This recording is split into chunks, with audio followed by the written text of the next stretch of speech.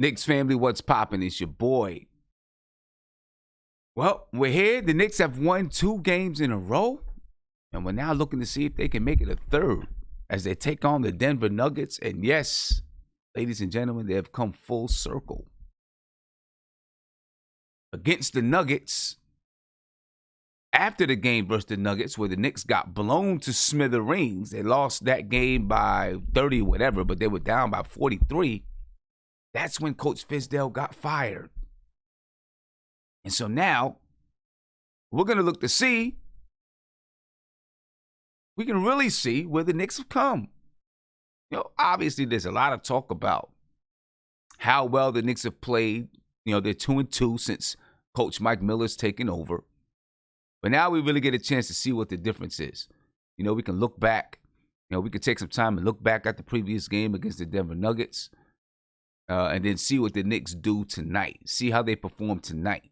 Now, there is a chance that Paul Millsap won't play tonight, so it kind of taints the waters just a little bit. Yet still, we'll be able to see the difference. Obviously, there's a clear difference between Coach Fizdale and Mike Miller in the way that they approach the basketball game and their strategies in each game and how they use personnel. But I'm glad that we play the Denver Nuggets because we're going to get a chance to really, really see how this team is, if this team has come full circle. Am I expecting them to leave out of this game 3-2? I'm probably not. But I definitely expect it to be a much different game than it was just a couple of weeks ago when they got blown to smithereens at the Garden in a game where, there were already questions and they were kind of up against the wall. So we're going to take some time today, and I know you want to get to some football, so I'm not going to take up too much of your time. I promise you that. But I definitely want to make sure that we cover the Knicks today as they play tonight at 8 p.m. at Denver. There's a couple of questions coming into this game for the Knicks, though. Obviously, the question's about Coach Mike Miller. But then there's the question for me about the point guard position and what are we doing there? There's a lot of people that are calling for Elfrid Payton to be the starter. Rightfully so. Rightfully so. And I have no problems with people calling for that. But then there's also the question of Dennis Smith Jr. and whether or not we're going to see Dennis Smith Jr. play. And if he's buried at the end of the bench. There was an article that came out, maybe it was yesterday. And, the article already, the media, kind of, I don't want to say bashing Mike Miller, but has something to say about Coach Mike Miller.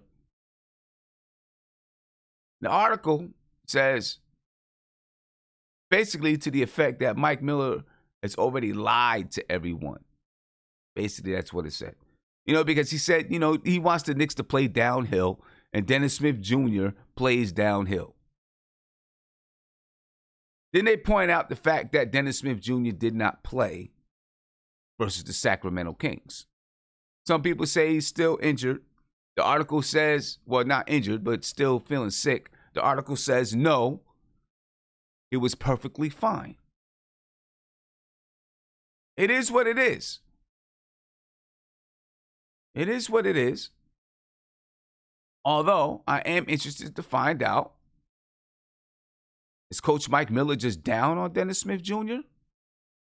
Or was Dennis Smith Jr. still just not feeling well, although his name was listed as being able to play? We're going to find out. We'll find out tonight. Listen, I don't think Coach Mike Miller is one of those guys that's going to pay attention to the media or pay attention to fans. He's going to do what he thinks is in the best interest of the team. But it's just something that I'm looking at, something I'm interested to learn. And it's going to tell me a lot about how Mike Miller is going to coach this team, how he's going to lead this team. All right. So let's get into it, ladies and gentlemen. Let's get into it. Let's talk about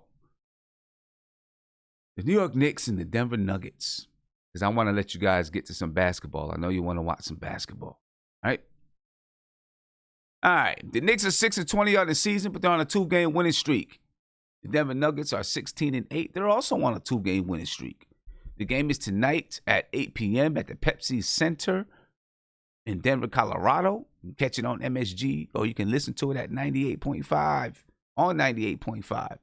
The projected starters for tonight are Frank Ntilikina, R.J. Barrett, Marcus Morris, Julius Randle, and Taj Gibson. That's for the Knicks. The injury report for the Knicks, Reggie Bullock is out with a neck. Wayne Ellington is out with a sore left Achilles. At least I haven't heard anything to the contrary. All right? I haven't heard anything to the contrary. I believe he's still out. For the Denver Nuggets, the projected starters are Jamal Murray, Gary Harris, Will Barton, Jeremiah Grant, and Nikola Jokic. Paul Millsap, he's questionable. He is he's not questionable. He's a game-time decision with quadriceps soreness or something to the like.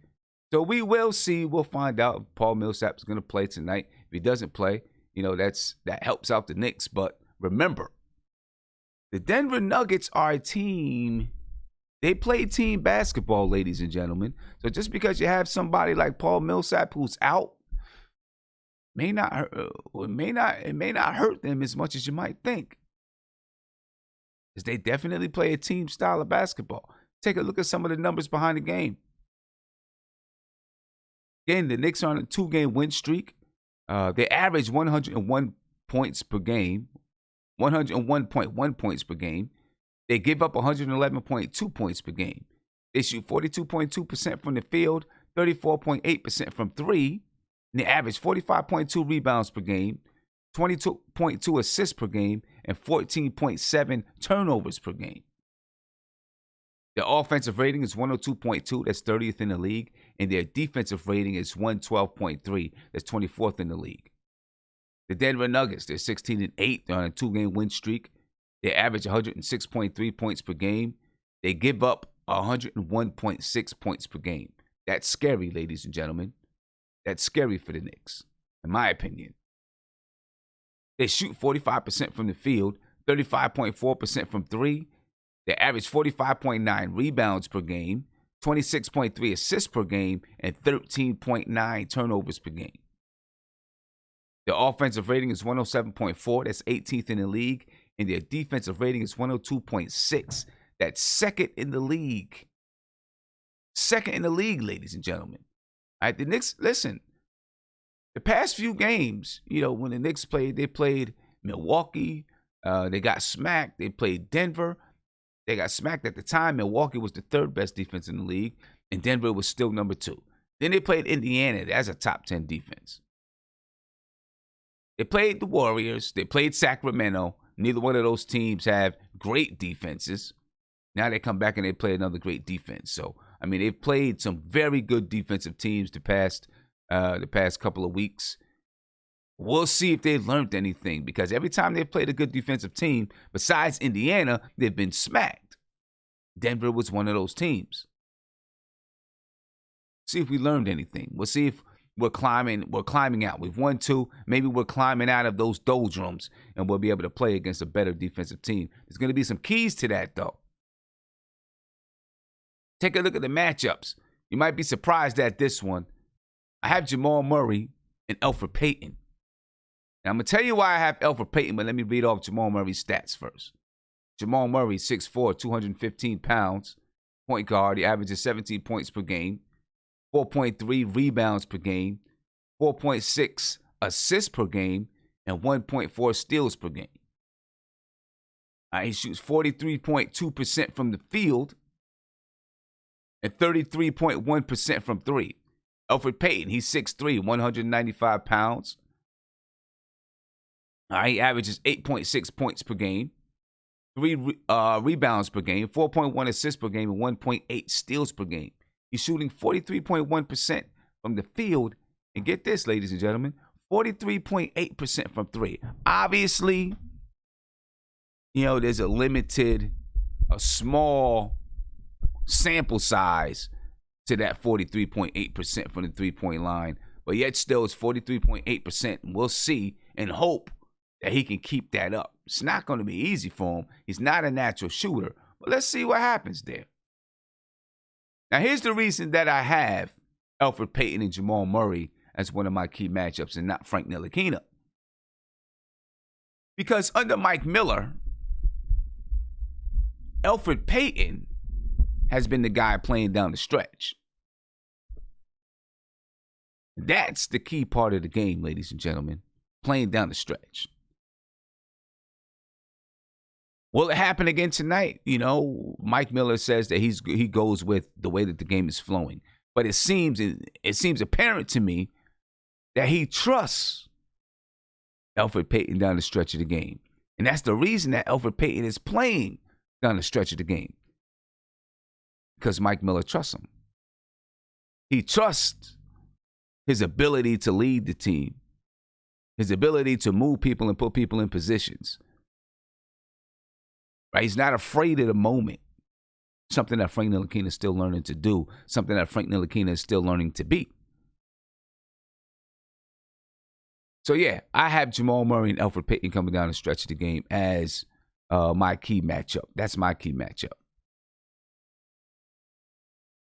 Another key matchup, Nikola Jokic and Taj and Mitch. And, yeah, I put both of them together because they're both going to see time on Nikola Jokic. And for the most part, it's been that Taj is playing, maybe he's playing a little bit more minutes under Mike Miller, but, Mitch is getting 25 to 29 and Taj is usually 15, about 15 to 17 minutes per game. All right, so it kind of adds up to what Nikola Jokic would play. So they're both going to play against Nikola Jokic. Jokic is 7 foot, 284, averages 16.7 points per game, 10.2 rebounds, 6.5 assists, 1 steal per game. Right? It's not really a shot blocker. Shoots 48.2% from the field, 25.5% from three. Taj and Mitch, their combined numbers, 14.4 points per game, 11.3 rebounds per game, 1.9 assists, and 2.2, that should be blocks per game, not steals per game. All right, and most of those blocks are coming from Mitch and not from Taj Gibson. Taj Gibson, he used to be a guy that could block shots, but not any longer. He doesn't have that kind of bounce anymore. All right, combined, they shoot 59% from the field and only about 10% from three. That's combined numbers, ladies and gentlemen. All right. Now, what I want to see is utilize the pick and roll when Mitch is in the game against Nikola Jokic. I want to see him utilize that pick and roll. I think they can utilize it. All right, Nikola Jokic, he's an okay defender, but he's not going to be as quick or as athletic as Mitchell Robinson. So I think you can utilize that pick and roll to try to get some buckets. All right, see if maybe we can get Nikola Jokic into some foul trouble because I don't want. See, they have Jamal Murray. He's a scorer, but he can distribute. Nikola Jokic can also distribute from the center spot. The last game that the Knicks played, I predicted a little bit, kind of predicted that Nikola Jokic would have a triple-double against the Knicks. He didn't have a triple-double. Part of that is because the Knicks got blown out. Right? The Knicks got blown out. But we had like 6 points, 10 rebounds, 8 assists. If that was a close game, he would have had a triple-double. Tonight, I'm not going to predict a triple-double from Nikola Jokic. The reason why is because the Knicks are playing a different type. Their defense is a little bit different. All right? They're not switching as much. So we're not as vulnerable to cuts going to the basket. See, when we were switching so much, I thought we were vulnerable to people cutting to the basket because we could easily get confused who's supposed to switch where. With less switches and us really defending our man, I think there's less confusion on the defensive side of the ball. Okay? Yeah, Shen, you're right. Jokic is now shooting. He's kind of getting in shape and he's playing better. He had a big night last night. The Denver Nuggets played last night. They beat the Oklahoma City Thunder last night. But I think, looking at this matchup, Todd's just going to play him, Todd's style. And there's not going to be much that Todd is going to be able to do offensively to really hurt Nikola Jokic or put him in an awkward position. But with Mitch, you use that pick and roll, you get Mitch going to the basket, you may be able to, you may have an advantage over Nikola Jokic in that aspect. Okay, in that aspect. Keys to the game. Let's look at some of the keys to the game, ladies and gentlemen. Number one, we got to continue to bring the energy. We've been able to bring the energy the past few games. Besides that Portland game, we've really been able to bring some energy to the game. We got to continue to bring that energy. All right, continue to bring it. And that's something that I'm looking for the entire time that Coach Mike Miller, Mike Miller is going to be the head coach, the interim head coach, looking to see if they can continue to bring that energy to the game. It's going to be necessary. The Knicks expect to, I don't want to say turn it around, but win more basketball games than they've been winning the past, since Coach Fizdale's been the coach. He's no longer the coach, but you know what I'm saying. They're going to continue on the trajectory that they're on currently. They got to continue to bring that energy. Okay, next, we need to play disciplined defense against this team. Because these guys, I know they don't score a lot of points, right? They average 106.3 points per game, and that's not really high in the league. But what do I want to say? They play a very balanced game. The last time that we played them, and we're going to talk about the bench a little bit. The last time that we played them, their bench did all the scoring. They didn't even need their starters to score. Now, obviously, the game was a blowout, right? So when the game is a blowout, your bench is going to get a lot of playing time. They can score, but their bench scored evenly. But even just looking at this team, Jamal Murray averages 18 points a game. Will Barton is like 13 or 14 points per game. Nikola Jokic, he averages 16 points per game. Paul Millsap, who is a game-time decision, we'll see if he's going to play tonight. But Paul Millsap averages 13, 14 points per game. Right? To me, that is a very dangerous team because you don't know who to cue in on when you have a team like that. You got guys all over the place, just straight up hooping. Right? And these guys just ball. They got three-pointers that can shoot all over the floor. All right, so we got to watch it, and we got to play disciplined defense. No switching. We haven't really been switching, so we got to stay away from switching because they can light it up from three. All right, the last time we played these guys, they lit us up from three, and we're going to go over some of the numbers from the last game. So disciplined defense, ladies and gentlemen. We got to win the rebounding battle. All right, to me, that's going to be another key to this game. Winning the rebounding battle. The last time we played them, they out-rebounded us 48-33, folks. 48-33. There's no way that this team should only have 33 rebounds in a game. We have too many guys that can rebound the basketball. Too many guys. All right, so we really got to fight and battle on the boards. All right, that's going to be a key for us to win this game. Taj Gibson. Mitchell Robinson, he's been playing and rebounding well.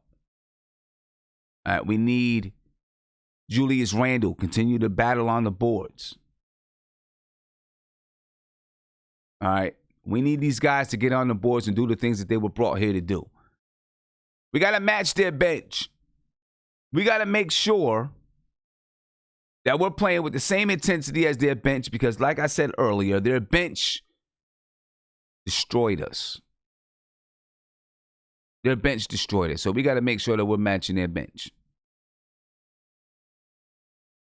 Take care of the basketball. All right, listen, we've been not turning the basketball over I think maybe against Portland we had 18 turnovers, but that's pretty much an outlier for the last 4 games. That was an outlier. We got to continue to take care of the basketball. All right, because this is a very good defensive team. Again, they're number 2 in the NBA. If we turn over the basketball, we're going to be in trouble. They're going to capitalize. They got guys that can capitalize. They got guys that can score. So we got to take care of the basketball. All right, take care of the basketball. Don't turn it over. Ball movement, ladies and gentlemen. If we get stuck playing one-on-one and not moving the basketball, it's going to be a wrap for us. I can guarantee you that.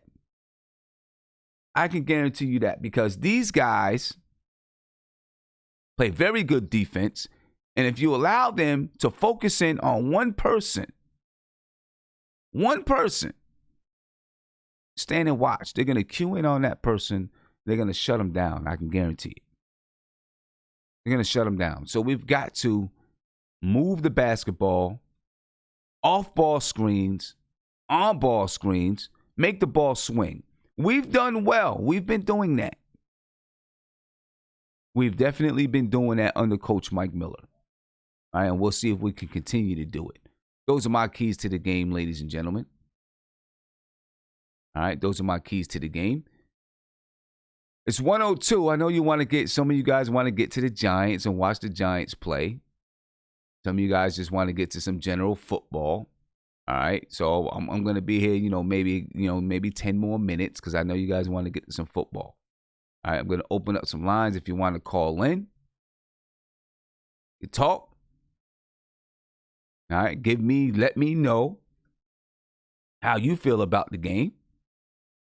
All right, and let's make this happen, ladies and gentlemen. You can give me a call, 516-405-2246.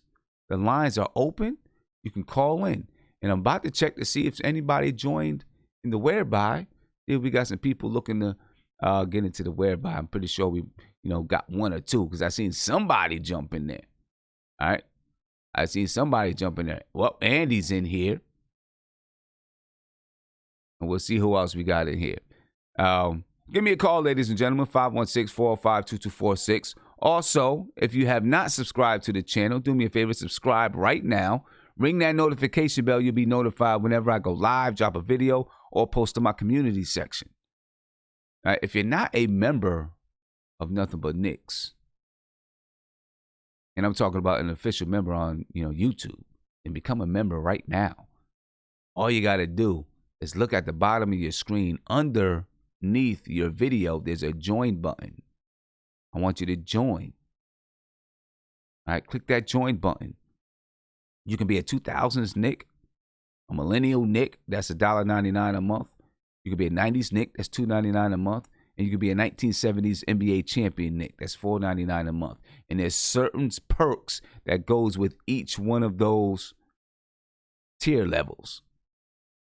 So check it out, see what those perks are, and make sure that you join, right? Let me get to the guys in the chat real quick, and then I'm going to let you guys go so you can enjoy this Giants game or whoever you like to watch play. All right, whoever your squad is. All right, then I'm going to get out of here. So, Andy, I'm coming to you, Andy. If you're there, my man Andy, I think you're there. If not, then I'm going to come to Evergreen. Evergreen, coming to you, bro. What up, Sam? What's going on with you, man? How you feeling? Good, man. I'm very optimistic about this game today. Very optimistic. I mean, okay. I know we got blown out the last time we played, but I'm optimistic. I'm hoping that DSJ will be able to get some minutes. I personally believe that under the Fizdale regime, DSJ was being utilized the wrong way. They were not allowing him attack because every time he was, for the most part, in the game, it was either Morris and Randall were both in the game at the same time, or one of them were the ones that were demanding the ball. But I think DSJ needs to be an attacker, not necessarily a facilitator, but an attacker. Dribble penetration. He needs to only shoot wide open jump shots. If Mike Miller can play towards those strengths or coach towards those strengths that DSJ has, all this talk about trading DSJ will be done because I think he will be able to have a spot on the team, a solid spot on the team for what he does. And like I said, I just think he needs to attack, and that's it. He should be on the floor at the same time Mitch is on the floor. Just because Mitch doesn't demand the ball, demands pick and roll lobs, but I truly believe in DSJ, but maybe that's just me being super optimistic. But I think that the deciding factor could be DSJ's athleticism at the point guard position. Okay. So you think everything that's going on with DSJ so far this year really was kind of due to Coach Fizdale? Because he's had for the most part, because I mean, if you look at what he was successful doing in Dallas, it was attacking. Right? And it's kind of hard to attack when you got two people that clog up the paint and two people that demand the ball in Morris and Randall. So it's really difficult to do that. So I think DSJ has a lot of potential. In the very beginning of the season, the first few games, it was clear and evident to me that he was injured. But as time went by, he's a lot healthier. Other than the lackadaisical defense that he has on the offensive end, he just needs to attack, and that's what he does. He's not a distributing point guard, right? And we know he's not a point guard that can play defense. He's a point guard that can attack. Dude jumps out the gym, so let him do what he does best: jump out the gym and attack. Nah, I agree with you there. I agree with you there. I agree with you. Let these guys play to their strengths. That's the best way to, if you ask them to do something that's outside of what they do, it's going to be difficult for them. That's something that they got to learn over time and they got to work on. Right. When they're playing in the game, you ask them to do what you do well. Right. Same thing if you want to go with Frank. Like, I'm not expecting Frank to be the guy shooting jump shots all day. Hell, I'm not even expecting Frank to score. I'm expecting Frank to spend all of his energy locking somebody down, right? If I look at ISO, hopefully ISO can come burn. I'm not looking for ISO to play defense. I'm looking for ISO to get me quick buckets. We're in a little bit of a scoring drought. Sub in ISO, take out RJ, get me some quick buckets. Same thing with RJ. RJ, for me, I'm the Debbie Downer when it comes to him. I love the guy. I'm wearing his jersey. But I think right now he's shooting too many jump shots. And for him to be such a bigger, stronger shooting guard, he should be taking it to the cup every time on a smaller defender. But he's not doing that. He's settling for the jump shot, and his percentage is lacking because of it. I mean, I get it. He had 22 the other day, but those were because for the most part he was attacking. So I think Mike Miller is a coach that he's seeing things from the outside first for the first 17, 18 games. And because Mike Miller is seeing that, it's a little easier to analyze and coach. So I think you start playing these guys to their strengths. Get Bobby Portis out of the paint and allow him to shoot the 12-footer. Same thing with Julius Randle. Allow him to shoot 12-footer or attack. Allow Mitchell Robinson to be a pick and roll guy. Which honestly, this is one thing that a lot of people disagree with me on. But Mitchell Robinson gets the ball at the top of the key a lot on this little give and go dribble handoff defense. And they leave him wide open. Now, wasn't there a lot of talk earlier before the season started that Mitchell Robinson has a jump shot? I could have swore that was a thing, right? Or that he was working on a jump shot and he, hopefully take some this year. Right. So if we look at those dribble handoff plays and he's at the top of the key, watch how many dribble handoff plays they do and he's left wide open. I feel like at some point in time, let's see what Mitchell Robinson's got as far as a jump shot is concerned. He's left wide open all the time, especially if Randall and Morris are both in the game and they're paint heavy guys. Like, allow Mitchell Robinson to not necessarily come off a screen, but dribble handoff, soon wide open. They see that, collapse into the paint, and allow that man, and we can try to recover the rebound. Like I see a lot of things, and I hate to be the Debbie Downer and look at what's bad, but I feel like we have a lot more options than what we realize as a team, and we just got to find a coach, or hopefully Mike Miller's the guy that's able to tap into what we got going on, or what the players have as far as their strengths are concerned. I'm not really the guy that's going to sit here and argue up and down about who should be starting, who should be getting more minutes. I'd rather deal with the matchup issue. Who do we have, and how can we exploit the opposite, their weaknesses, and what we have on strengths? So, that's my take on this game. And yeah. Yeah, and that's what I think Mike Miller is good at doing.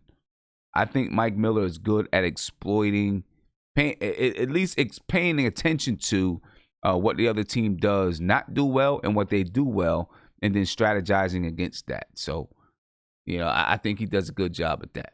Let me get to Andy. I see Andy said that his camera's not working, but that means his mic should be working. Andy, oh, there you go. What's going on, man? You got yourself muted. There you go.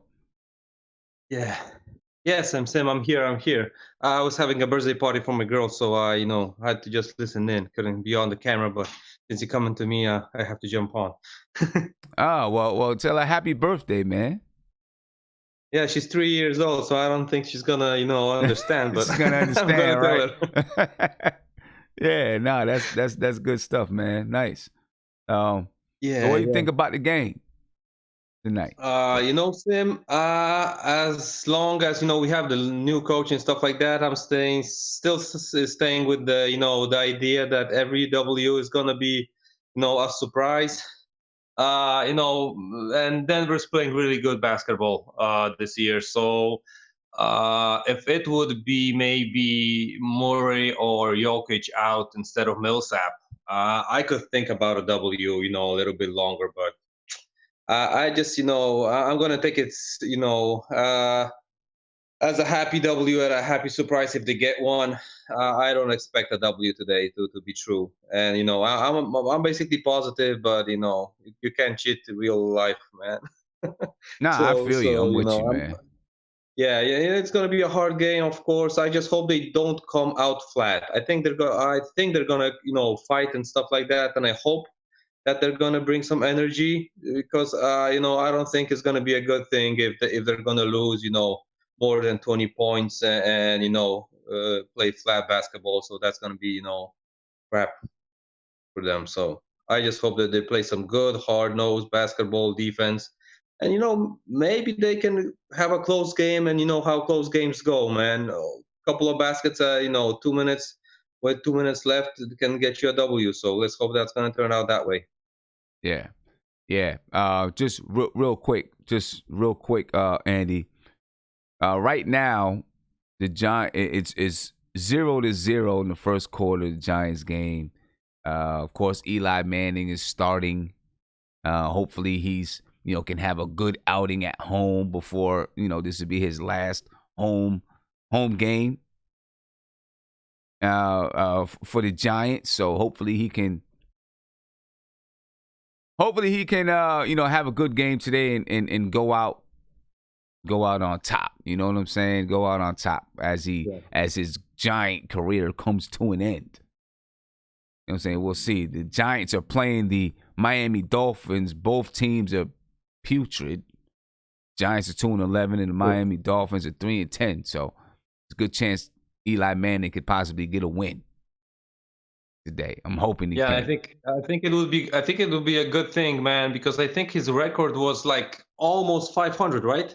Through his whole career. Yeah, he's I think that last L got him like on the minus side. Yeah. But I think if he would get a W, it'll be like 50-50. So I think that would be fine for him. Yeah, yep. If he can get a win today, he'll be 117-117, and he can go out, at home with, to a standing ovation, and so it'll be a good end to his Giants career if that's what's gonna happen. Yeah, let's hope so. That's what's gonna happen. Yeah, but so right now it is 9:50 left in the first quarter. Giants got the ball. Looked like Eli just got sacked. There's a flag on the play. So we'll figure, I'll just keep you updated until I get off of here. Cool.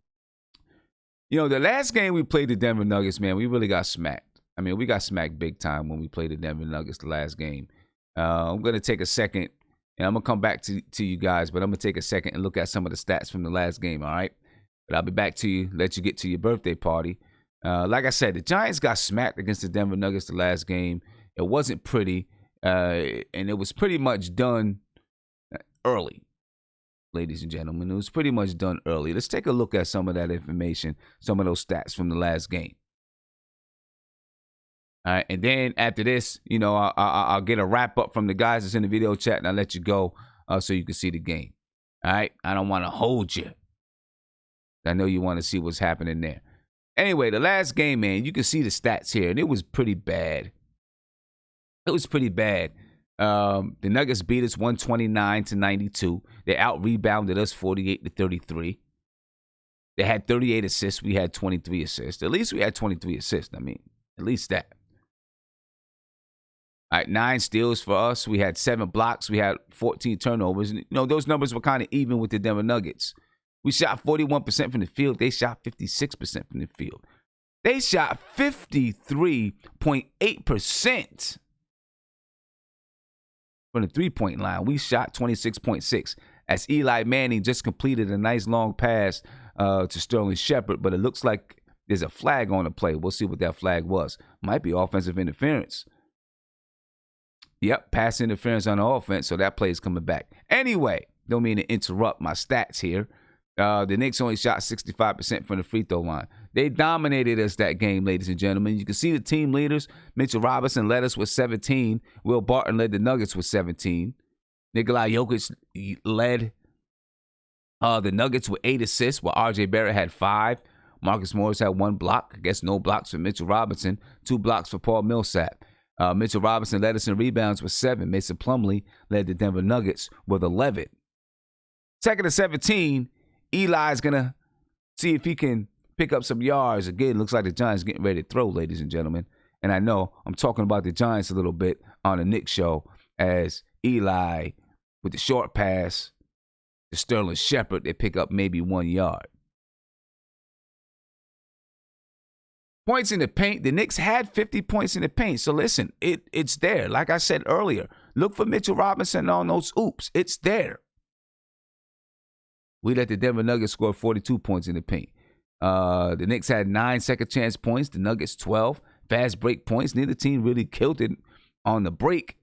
The Knicks had 6. The Denver Nuggets had 11. Look at the bench, ladies and gentlemen. Let's come back. Let's scroll down here a little bit. I want you to take a look at this bench. All right, the bench for the Denver Nuggets, as Eli goes down to get sacked again. The bench for the Denver Nuggets had 74 points. They had more points than their starters. 74 points. We had 54. The Knicks bench had 54. Now, a lot of that is because the game was a blowout. Game was a blowout. All right, the bench shot 58%. Our bench shot 44%. Their bench shot 52% from 3. Our bench shot 25% from 3. Our bench needs to show up. Now, we got to show up, ladies and gentlemen. The players of the game, for that game, Mitchell Robinson was the player of the game for the Knicks with a fantasy score of 35.9. He had 17 points, 7 rebounds. But Mason Plumlee, fantasy score is 42.2. He had 11 points, 11 rebounds, 6 assists. So we are going to see what happens, ladies and gentlemen. We'll see if the Knicks can make it 3 in a row. All right, see if the Knicks can make it 3 in a row. Well, listen, I know you guys want to get to the Giants and the Jets, okay? Giants and the Jets. So I'm going to let you guys get to it. I will be back after the game.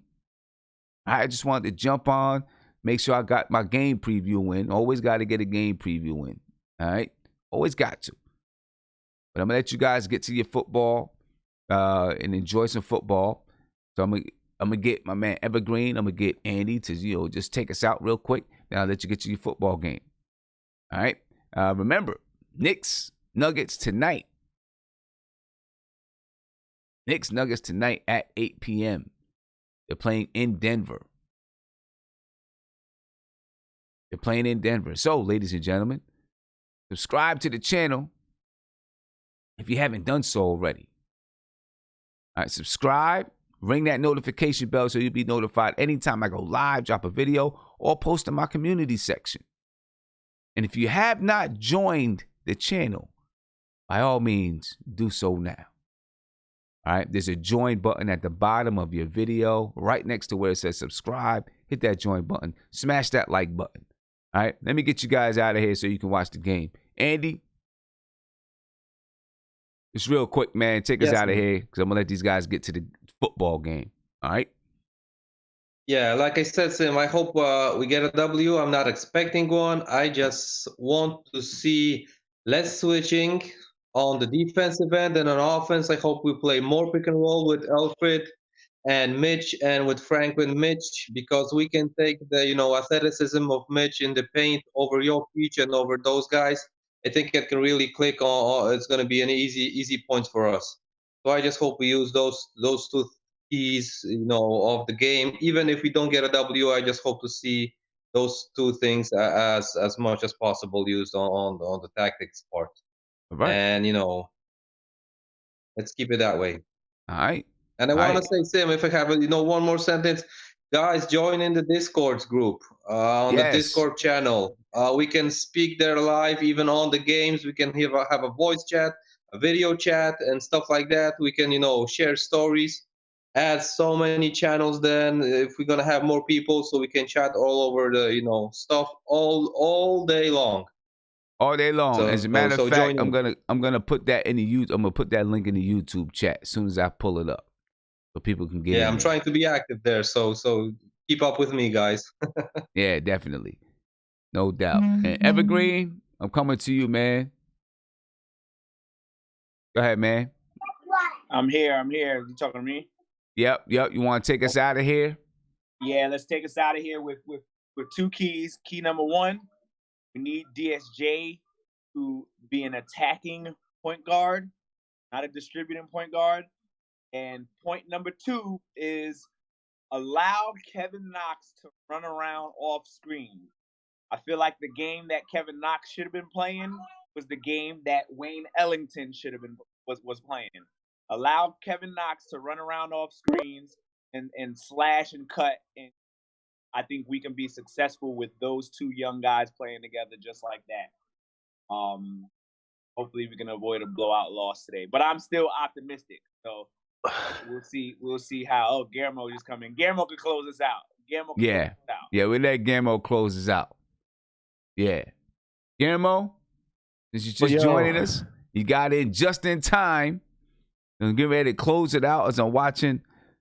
I want to let everybody go ahead and watch these football games. I'm hoping that Eli Manning can get a win before, what I'm saying, his last time. Eli, I want him to get a win as a starter in his last home game for the New York Giants. What's wrong with that? Oh, at least you said it. His last home game, so we all know this is the end. So as long as we don't keep talking about this overrated quarterback. Hey, come, hey. Yeah, I can't let you talk about Eli like that. He's got two Super Bowls. He's got two Super Bowls. How many does to me it? See that? Somebody kicked him out. That's what he gets. That's what he gets for trying to talk about Eli that way. He got bumped out of there. See that? I don't see that. That's what happens when you talk about Eli like that. I'll say this real quick. I know you're gonna close out. Look, Eli Manning, one of the most average to slightly above average players or quarterbacks in the regular season, but in the playoffs, I don't know where the hell he gets it from, but he could turn it on. I'll give him that. He's one of the best playoff quarterbacks I've ever seen. Those two Super Bowl wins. I give it to Eli Manning. I don't know where the hell he gets it from. But that's all I need. That's all we need. That's all we need. Well, you got to get to the playoffs, but look, I can't talk. I got my team's the Jets. We are below degenerate level. But I'm whatever. My thoughts on the Knicks, though. Look, I sent you that article. Now everybody wants to. The media wants to get on the differences between Fizdale and Miller because now they're starting to eat their words. They're starting to realize that Fizdale was a terrible coach. Um, like I said, they're like if you read the article, it's on New York Post for anybody who hasn't read it. For the people in the chat, people watching the stream, it's a decent article. It's not anything crazy in depth, but essentially what I said before and iterated was that Mike Miller's incorporating small things, right? So he's not a crazy pace guy, but he wants pace within the half court set to be a lot quicker, right? Something that Fizzo did not preach consistently. And We saw it sometimes. The games that we won, everybody, me, you, Isaiah, everybody say, hey, the ball's moving around a lot more quickly. And when that happens, when Julius Randle's making, a decision to the basket or to pass out, we look, and I'm not just saying Julius Randle, but, we look a lot more fluid. And I think that Mike Miller, he's implementing things from the triangle. You saw a little bit off-ball stuff where guys are setting little screens here and there. I seen Taj Gibson set a pick for, I can't remember if it was Dotson. I can't remember who it was, but these are small little things. And you see once the shot goes up or once the guy is getting close to the basket, I've seen guys kind of come in and crash in. Not everybody, but I've seen guys like even Randall. I know it's crazy. Just Randall came in and creeped in a little bit to kind of help out on the rebounds, stuff like that. I see RJ Barrett cutting to the basket. Even though RJ Barrett did a little bit with Fizzo, but Fizzo did not preach that consistently. So tonight, what I'm seeing, like you said before, Sim, look, their bench killed us, right? And when their bench kills us, when guys are having 13, that means that system, especially on the perimeter, we still have issues on the perimeter. They killed us on the perimeter. So my main thing I want to see tonight, man, better perimeter defense. And also Mike Miller has had some good sets to call out of the dead ball, something Fizdale did not do. So I want to see, look, this team, we're probably going to be up by 10 at one point, and it's a whole things are starting to tumble. I want to see how we adapt to that. I want to see how we control the game and stop them from getting into a rhythm. Like you said last time, they're bench guys. That means that their passes are moving around. The key guys like Jokic, he's pushing the ball around and getting into the open guy. How do we play against that? How does our defense respond to that? And how do we stop them on offense? Because you can also stop them offensively by playing a certain offense that kind of slows down the game or throws them off rhythm. So I want to see how Miller adapts. But overall, I'm excited just to see the development of his team. Okay. And I do want to say what Mike Miller said about moving with pace in the half-court set, not necessarily just getting up shots, is something I've been harping on for a long time. Yep. And saying, because people always say you got to move with pace. You got to play with pace. And something I've always said is, I don't care how many. To me, pace is not how many shots you get up. It's the velocity and speed that you play with when you're playing, whether it's on a fast break or in a half court set. How quickly can you swing that ball or find the open man and with accuracy, find the open shot and with accuracy, but quickly, not by passing the ball and then holding and waiting for 10 seconds, exactly. And then pass it again and holding and waiting for a couple seconds. Like, catch the ball, you see you don't have anything, move it. Then get an open shot. Don't let the defense settle, man. That's the whole thing about the half-court set. Exactly. Do not let the defense settle. And that's why we all of us, Sim, all of us, I mean, obviously you, I'm not, everybody, we've all seen as guys in the chat, when the Julius Randle, when Fizzo was here, and I'm not blaming it just on Fizzo, but when the ISO players, even with Harden, it's just that Harden is such a superlative scorer. But when you dribble, you're literally allowing the defense to like get their breath, to settle in and be like, all right.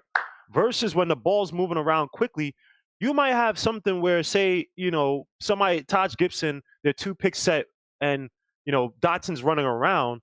That guy who was a step late on Dotson, now Dotson's a little bit farther away from him. You make that pass to Dotson, now he has an open shot. That's a high percentage shot for Dotson from, say, the 3 or the corner, wherever it may be. And that's the whole point. Move the ball around quickly. If you don't have it, let somebody else do something. At the very worst, you're going to have 5 seconds left on the clock, and then you can possibly do ISO because, look, the play broke down, the defense was on us. But when you allow some of these teams that have average defenses to look great against us, it's like, bro, so, yeah I'm sorry, I didn't mean to cut you off, but I just want to harp on that point in terms of moving the damn ball around. And then it's kind of hard to judge because Randall had a really good game early on against the last team played, the Kings. I believe it was the Kings or Warriors. I think it was the Kings. So I mean, you didn't mind the ball being in his hand, but tonight I want to see when Randall doesn't have it, do not try to play hero ball. Because even in that Kings game when he went like 6 for 7, whatever, there's a little lull period where he's trying to force the ball a little bit too much, and it's like, bro, move the ball. You're gonna get a time to, you know what I mean, move the ball around. Let the offense be a little bit more fluid. Don't let the defense settle in. And I think tonight, man, that Denver team, underrated team, man. You know, I don't think we're gonna win, but I'm curious to see how we adapt to those guys, man. Yeah, definitely. All right, man. Hey, I'm gonna let you go. I'm assuming you're gonna watch the Jets play today. We already lost on Thursday, so don't even. Oh, okay. Don't watch the game that happened on Thursday. It was a Thursday game. Yeah, you don't have to watch. Yeah. Well, I'm gonna go watch the Giants game anyway. Nah, don't worry about that. But I'm out of here. Hey, remember today's December the 15th. People can start doing trades. You know, people can start doing trades now. It's December the 15th. Wait, Sim, have you heard anything through the grapevine? No, I haven't heard anything through the grapevine. Nope, right. Haven't heard anything through the grapevine. But if I do, we'll see. You're gonna tell us anyway. But anyway, let me get out of here, man. Let me get out of here. Man. Anyway, ladies and gentlemen, yes. Today is December the 15th. The Knicks can start making trades. What trades do you suggest? What would you do? What do you think the Knicks might do? Well, we'll talk about it tonight. After the Nuggets and Knicks, or the Knicks and Nuggets play tonight, we'll talk about it. We'll be on about 10:30, 11 o'clock, whenever the game is over. All right, we'll be on and we'll talk about trades, possible trades, ladies and gentlemen. So, I'm out of here. I'll catch you guys later on tonight. And enjoy your Sunday. I'm out of here. Peace.